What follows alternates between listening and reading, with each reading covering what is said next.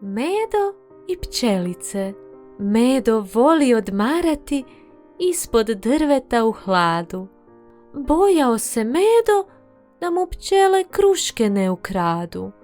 Ležao je dugo i kruške jeo, kada mu je netko na trbuh sjeo. Pogledao Medo, na trbuh je svoj i vidio pčele, ne zna im se broj. Zbunjeni Medo u njih je gledao, no nije se tako lako predao.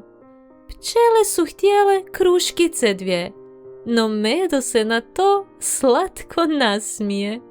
Pčele mu obećaju 2 čupa meda. Medo se složio da mu to treba. Sada se Medo čupom meda sladi, a pčelica od kruške fine kolače radi. Medi su donijele malo kolača. Medo je sad sretan, jer se svaka od njih k njemu sretno vraća.